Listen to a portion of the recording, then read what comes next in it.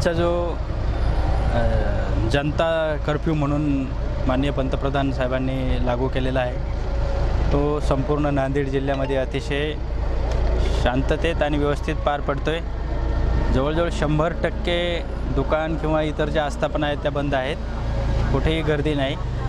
शहरात तुरळक काही टू व्हीलरवाले मेडिकलच्या नावाखाली किंवा इतर इमर्जन्सीच्या नावाखाली फिरत आहेत। अन्यथा बऱ्यापैकी आपण शहरातील या वाहतुकीवरती सुद्धा लोकांनी उत्स्फूर्तपणे बंद ठेवलेला आहे। लोक घरातून बाहेर पडत नाहीत। माझं नांदेड शहर त्याचबरोबर ग्रामीण भागातील लोकांना आव्हान आहे की कोणी रस्त्यावर येऊ नये।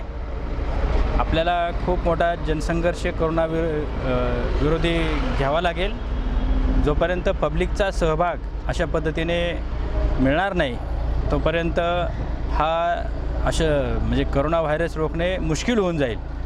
आज इतर देशांमध्ये जसे इटली, स्पेन, इराण या देशामध्ये ज्या पद्धतीने हा व्हायरस पसरलेला आहे, हा केवळ दुसऱ्या आणि तिसऱ्या स्टेजमध्ये योग्य ती दक्षता घेतली गेली नाही। या एका कारणामुळे जास्तीत जास्त व्हायरसची लागण लोकांना झाली आणि त्याचा परिणाम त्या भागामध्ये वाढलेल्या मृत्यूदर जे आज इटलीमध्ये आपण काल जर पाहिला तर 627 लोकांचा मृत्यू झालेला आहे। त्याच्या अगोदरसुद्धा 400-450च्या वरच त्यांचे फिगर्स आहेत आणि 4000पेक्षा जास्त नागरिकांचा मृत्यू कोरोनाच्या या प्रादुर्भावामुळे झालेला आहे। आपण नागरिकांनी याबाबतीत दक्षता घ्यावी। सर्वांनी मिळून पोलीस प्रशासन असेल, जिल्हा प्रशासन असेल, आरोग्य प्रशासन असेल, या सर्वांना सहकार्य करा।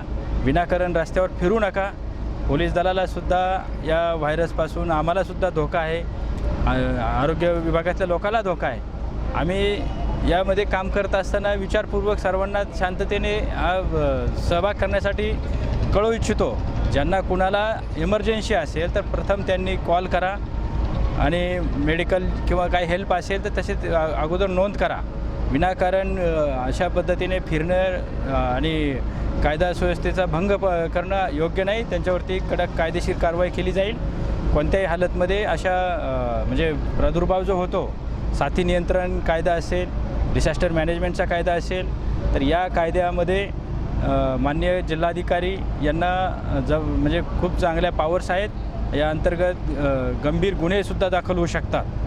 तर किंवा याचा संपूर्ण नागरिकांनी सहकार्य करावं असं मी आवाहन करतो। आणि आपण सर्व पत्रकार बंधूसुद्धा थोडेसे आपण स्वतः काळजी घ्या। आपण पण जास्त फिरू नका।